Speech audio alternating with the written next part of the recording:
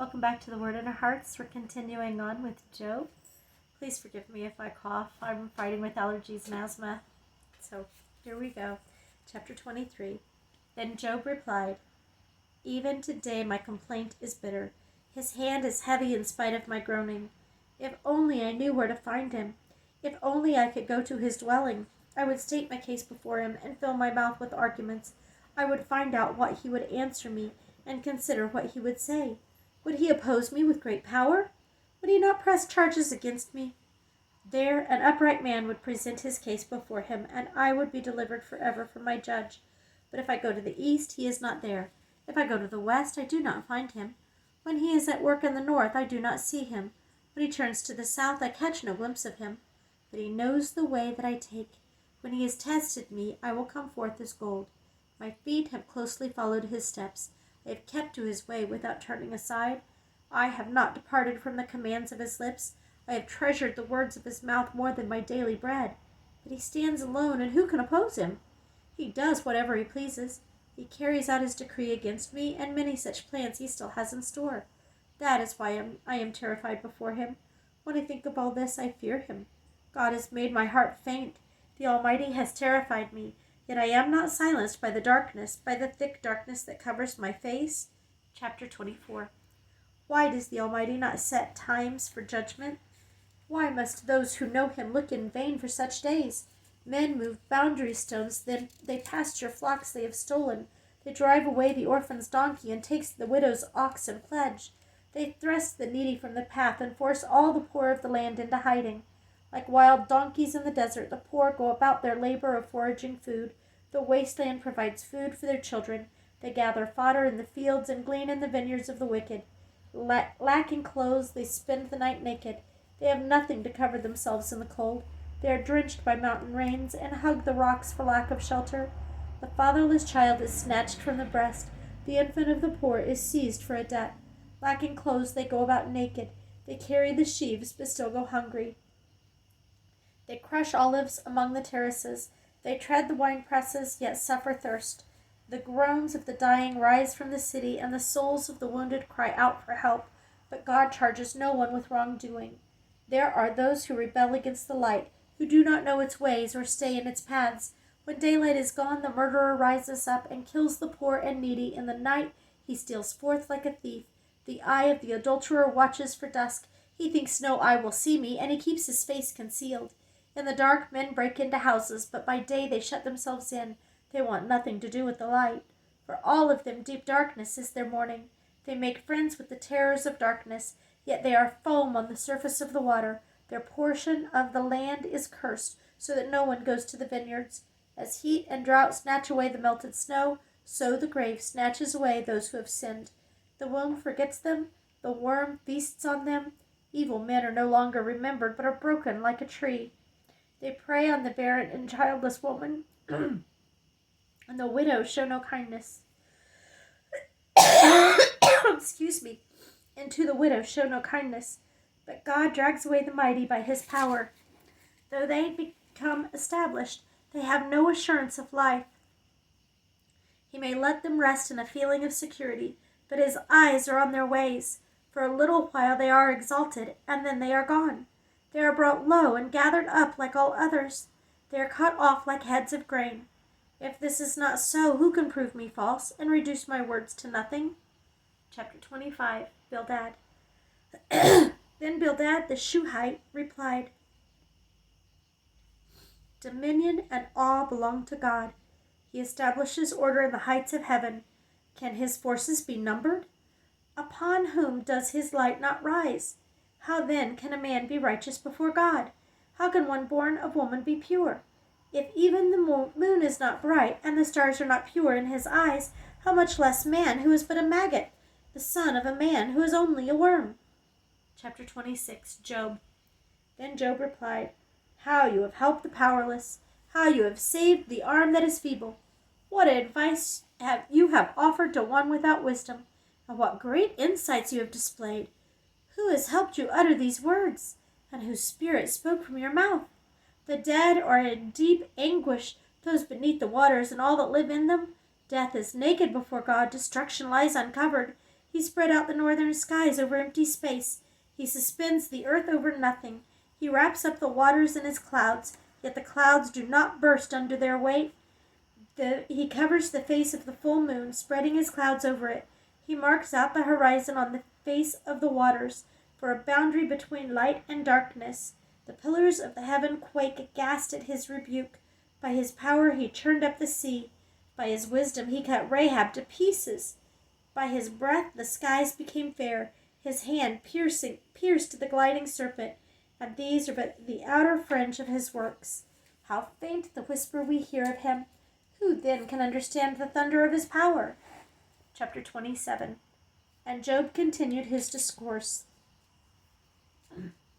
As surely as God lives, who has denied me justice? The Almighty, who has made me taste bitterness of soul. As long as I have life within me, the breath of God in my nostrils, my lips will not speak wickedness, and my tongue will utter no deceit. I will never admit you are in the right. Till I die, I will not deny my integrity. I will maintain my righteousness and never let go of it. My conscience will not reproach me as long as I live. May my enemies be like the wicked, my adversaries like the unjust. For what hope has the godless when he is cut off, when God takes away his life? Does God listen to his cry when distress comes upon him? Will he find delight in the Almighty? Will he call upon God at all times? I will teach you about the power of God. The ways of the Almighty I will not conceal. You have all seen this yourselves. Why then this meaningless talk? Here is the fate God allots to the wicked, the heritage a ruthless man receives from the Almighty. However many his children, their fate is the sword. His offspring will never have enough to eat. The plague will bury those who survive him, and their widows will not weep for them. Though he heaps up silver like dust and clothes like piles of clay, what he lays up the righteous will wear, and the innocent will divide his silver. The house he builds is like a moth's cocoon, like a hut made by a watchman. He lies down wealthy, but will do so no more. When he opens his eyes, all is gone. Terrors overtake him like a flood. A tempest snatches him away in the night. The east wind carries him off, and he is gone. It sweeps him out of his place. It hurls itself against him without mercy, and he flees headlong from its power. It clasps its hands in derision and hisses him out of his place. Chapter 28.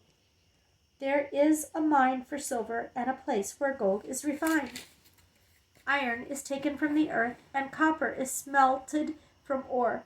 Man puts an end to the darkness.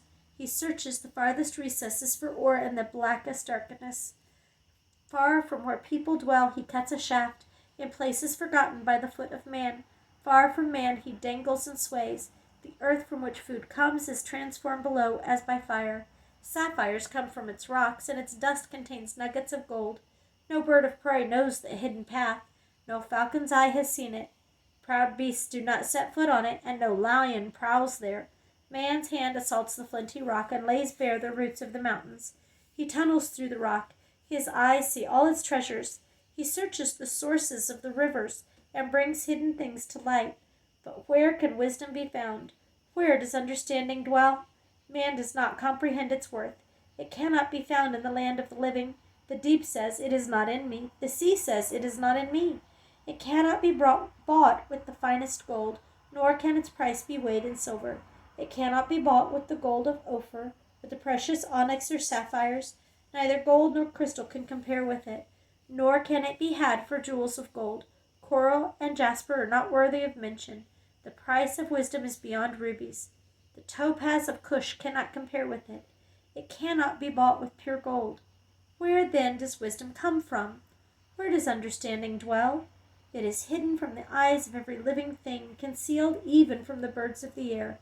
Destruction and death say, only a rumor of it has reached our ears. God understands the way to it, and he alone knows where it dwells. For he views the end of the earth and sees everything under the heavens. When he established the force of the wind and measured out the waters, when he made a decree for the rain and a path for the thunderstorm, then he looked at wisdom and appraised it. He confirmed it and tested it, and he said to man, "The fear of the Lord, that is wisdom, and to shun evil is understanding." Chapter 29. Job continued his discourse. How I long for the months gone by, for the days when God watched over me, when his lamp shone upon my head, and by his light I walked through darkness. Oh, for the days when I was in my prime, when God's intimate friendship blessed my house, when the Almighty was still with me and my children were around me, when my path was drenched with cream and the rock poured out for me streams of olive oil. When I went to the gate of the city and took my seat in the public square, the young men saw me and stepped aside, and the old men rose to their feet. The chief men refrained from speaking and covered their mouths with their hands. The voices of the nobles were hushed, and their tongues stuck to the roof of their mouths. Whoever heard me spoke well of me, and those who saw me commended me, because I rescued the poor who cried for help, and the fatherless who had none to assist him. The man who was dying blessed me. I made the widow's heart sing. I put on righteousness as my clothing. Justice was my robe and my turban. I was eyes to the blind and feet to the lame. I was a father to the needy. I took up the case of the stranger. I broke the fangs of the wicked and snatched the victims from their teeth. I thought, I will die in my own house, my days as numerous as the grains of sand. My roots will reach to the water, and the dew will lie all night on my branches. My glory will remain fresh in me, the bow never new in my hand. Men listened to me expectantly, waiting in silence for my counsel. After I had spoken, they spoke no more. My words fell gently on their ears. They waited for me as for showers, and drank in my words as the spring rain. When I smiled at them, they scarcely believed it. The light of my face was precious to them. I chose the way for them and sat as their chief. I dwelt as a king among his troops. I was like one who comforts mourners. Chapter 30. But now they mock me, men younger than I, whose fathers I would have disdained to put with my sheepdogs. Of what use was the strength of their hands to me, since their vigor had gone from them? Haggard from want and hunger, they roamed the parched land and desolate wastelands at night. In the brush they gathered salt herbs, and their food was the root of the broom tree. They were banished from their fellow men, shouted at as if they were thieves. They were forced to live in the dry stream beds, among the rocks and in holes in the ground. They brayed among the bushes and huddled in the undergrowth, a base and nameless brood. They were driven out of the land, and now their sons mock me in song. I have become a byword among them. They detest me and keep their distance. They do not hesitate to spit in my face. Now that God has unstrung my bow and afflicted me, they throw off restraint in my presence. On my right the tribe attacks. They lay snares for my feet. They build their siege ramps against me. They break up my road. They succeed in destroying me without anyone's helping them.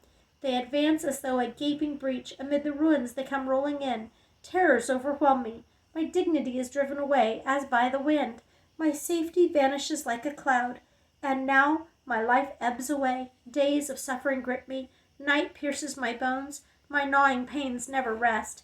In his great power, God becomes like clothing to me. He binds me like the neck of my garment. He throws me into the mud, and I am reduced to dust and ashes. I cry out to you, O God, but you do not answer. I stand up, but you merely look at me. You turn on me ruthlessly. With the might of your hand you attack me. You snatch me up and drive me before the wind. You toss me about in the storm. I know you will bring me down to death, to the place appointed for all the living.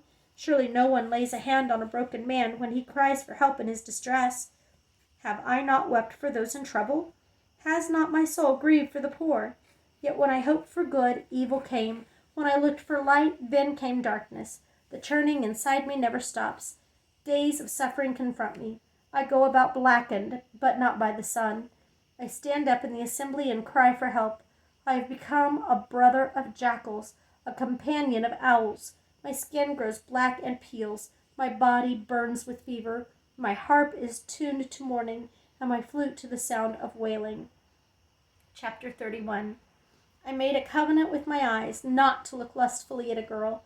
For what is man's lot from God above, his heritage from the Almighty on high? Is it not ruin for the wicked, disaster for those who do wrong? Does he not see my ways and count my every step? If I have walked in falsehood, or my foot has hurried after deceit, let God weigh me in honest scales, and he will know that I am blameless.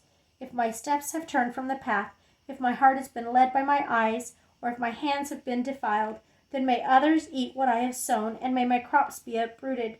If my heart has been enticed by a woman, or if I have lurked at my neighbor's door, then may my wife grind another man's grain, and may other men sleep with her. for that would have been shameful, a sin to be judged. It is a fire that burns to destruction. It would have uprooted my harvest. If I had denied justice to my men servants and maid servants when they had a grievance against me, what will I do when God confronts me? What will I answer when called to account? Did not he who made me in the womb make them? Did not the same one form us both within our mothers? If I have denied the desires of the poor, or let the eyes of the widow grow weary, if I have kept my bread to myself, not sharing it with the fatherless, but from my youth I reared him as I would a father, and from my birth I guided the widow, if I have seen anyone perishing for lack of clothing, or a needy man without a garment, and his heart did not bless me for warming him with the fleece for my sheep, if I have raised my hand against the fatherless, knowing that I had influence in court, then let my arm fall from the shoulder.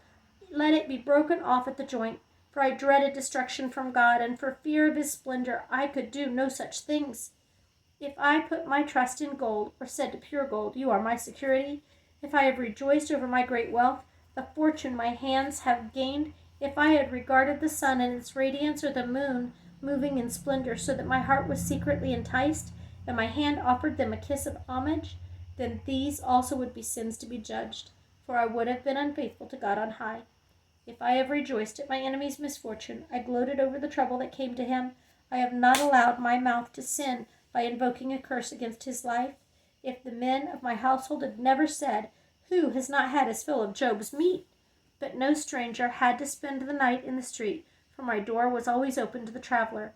If I have concealed my sin as men do, by hiding my guilt in my heart, because I so feared the crowd, and so dreaded the contempt of the clans, that I kept silent and would not go outside, oh, that I had someone to hear me! I sign now my defense. Let the Almighty answer me. Let my accuser put his indictment in writing. Surely I would wear it on my shoulder. I would put it on like a crown. I would give him an account of my every step. Like a prince I would approach him. If my land cries out against me, and its furrows are wet with tears, if I have devoured its yield without payment, or broken the spirit of its tenants, then let the briars come up instead of wheat, and weeds instead of barley. The words of Job are ended. Chapter 32, Elihu. So these three men stopped answering Job because he was righteous in his own eyes. But Elihu, son of Barachel the Buzite of the family of Ram, became very angry with Job for justifying himself rather than God. He was also angry with the three friends because they had found no way to refute Job, yet had condemned him. Now Elihu had waited before speaking to Job because they were older than he. But when he saw that the three men had nothing more to say, his anger was aroused. So Elihu, son of Barachel the Buzite, said, I am young in years, and you are old. That is why I was fearful, not daring to tell you what I know. I thought age should speak, advanced years should teach wisdom. But it is the spirit in a man, the breath of the Almighty, that gives him understanding. It is not only the old who are wise, not only the aged who understand what is right. Therefore I say, listen to me. I too will tell you what I know. I waited while you spoke. I listened to your reasoning while you were searching for words. I gave you my full attention. But not one of you has proved Job wrong. None of you have answered his arguments. Did not say, we have found wisdom. Let God refute him, not man. But Job has not marshaled his words against me, and I will not answer him with your arguments. You are dismayed and have no more to say. Words have failed them.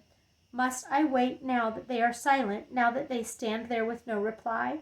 I too will have my say. I too will tell you what I know, for I am full of words, and the spirit within me compels me. Inside I am like bottled up wine, like new wineskins ready to burst. I must speak and find relief. I must open my lips and reply. I will show partiality to no one, nor will I flatter any man, for if I were skilled in flattery, my Maker would soon take me away. Chapter 33. But now, Job, listen to my words. Pay attention to everything I say. I am about to open my mouth. My words are on the tip of my tongue. My words came from an upright heart. My lips sincerely speak what I know. The Spirit of God has made me. The breath of the Almighty gives me life. Answer me then if you can. Prepare yourself and confront me. I am just like you before God. I too have been taken from clay. No fear of me should alarm you, nor should my hand be heavy upon you. But you have said in my hearing, I heard the very words, I am pure and without sin. I am clean and free from guilt. Yet God has found fault with me. He considers me his enemy. He fastens my feet in shackles. He keeps close watch on all my paths. But I tell you, in this you are not right, for God is greater than man. Why do you complain to him that he answers none of man's words? For God does speak, now one way, now another, though man may not perceive it. In a dream, in a vision of the night, when the deep sleep falls on men as they slumber in their beds, he may speak in their ears and terrify them with warnings, to turn a man from wrongdoings and keep him from pride, to preserve his soul from the pit, his life from perishing by the sword. Or a man may be chastened on a bed of pain, with constant distress in his bones, so that his very being finds food repulsive, and his soul loathes the choicest meal. His flesh wastes away to nothing, and his bones, once hidden, now stick out. His soul draws near to the pit, and his life to the messengers of death. Yet if there is an angel on his side, as a mediator, 1 out of 1,000, to tell a man what is right for him, to be gracious to him, and say, spare him from going down to the pit, I have found a ransom for him, then his flesh is renewed like a child's. It is restored, as in the days of his youth. He prays to God and finds favor with him. He sees God's face and shouts for joy. He is restored by God to his righteous state. Then he comes to men and says, I sinned and perverted what was right, but I did not get what I deserved. He redeemed my soul from going down to the pit, and I will live to enjoy the light. God does all these things to a man, twice, even 3 times, to turn back his soul from the pit, that the light of life may shine on him. Pay attention, Job, and listen to me. Be silent, and I will speak. If you have anything to say, answer me. Speak up, for I want you to be cleared. If not, then listen to me. Be silent, and I will teach you wisdom. 34. Chapter 34. Then Elihu said, Hear my words, you guys, wise men. Listen to me, you men of learning, for the ear tests words as the tongue tests food. Let us discern for ourselves what is right. Let us learn together what is good. Job says, I am innocent, but God denies me justice. Although I am right, I am considered a liar. Although I am guiltless, his arrow inflicts an incurable wound. What man is like Job, who drinks scorn like water? He keeps company with evildoers. He associates with wicked men. For he says, it profits a man nothing when he tries to please God. So listen to me, young men of understanding. Far be it from God to do evil, for the Almighty to do wrong. He repays a man for what he has done. He brings upon him what his conduct deserves. It is unthinkable that God would do wrong, that the Almighty would pervert justice. Who appointed him over the earth? Who put him in charge of the whole world? If it were his intention, and he withdrew his spirit and breath, all mankind would perish together, and man would return to the dust. If you have understanding, hear this. Listen to what I say. Can he who hates justice govern? Will you condemn the just and the mighty one? Is he not the one who says to kings, you are worthless, and to nobles, you are wicked? Who shows no partiality to princes, and does not favor the rich over the poor? For they are all the work of his hands. They die in an instant, in the middle of the night. The people are shaken, and they pass away. The mighty are removed without human hand. His eyes are on the ways of men. He sees their every step. There is no dark place, no deep shadow where evildoers can hide. God has no need to examine men further, that they should come before him for judgment. Without inquiry he shadows the mighty, and sets up others in their place. Because he takes note of their deeds, he overthrows them in the night, and they are crushed. He punishes them for their wickedness where everyone can see them, because they turned from following him, and had no regard for any of his ways. They caused the cry of the poor to come before him, so that he heard the cry of the needy. But if he remains silent, who can condemn him? If he hides his face, who can see him? Yet he is over man and nation alike, to keep godless man from ruling, from laying snares for the people. Suppose a man says to God, I am guilty, but will offend no more. Teach me what I cannot see. If I have done wrong, I will not do so again. Should God then reward you on your terms when you refuse to repent? You must decide, not I. So tell me what you know. Men of understanding, declare, wise men who hear me say to me, Job speaks without knowledge, his words lack insight. Oh, that Job might be tested to the utmost for answering like a wicked man. To a sin he adds rebellion. Scornfully he claps his hands among us and multiplies his words against God. Chapter 35. Then Elihu said, Do you think this is just? You say, I will be cleared by God. Yet you ask him, what profit is it to me? What do I gain by not sinning? I would like to reply to you and to your friends with you. Look up at the heavens and see. Gaze at the clouds so high above you. If you sin, how does that affect him? If your sins are many, what does that do to him? If you are righteous, what do you give to him, or what does he receive from your hand? Your wickedness affects only a man like yourself, and your righteousness only the sons of men. Men cry out under a load of oppression. They plead for relief from the arm of the powerful, but no one says, "Where is God, my Maker, who gives songs in the night, who teaches more to us than to the beasts of the earth, and makes us wiser than the birds of the air?" He does not answer when men cry out because of the arrogance of the wicked. Indeed, God does not listen to their empty plea. The Almighty pays no attention to it. How much less, then, will he listen when you say that you do not see him, that your case is before him, and you must wait for him, and further, that his anger never punishes, and he does not take the least notice of wickedness. So Job opens his mouth with empty talk. Without knowledge, he multiplies words. We're going to end there for this reading. Thank you for listening.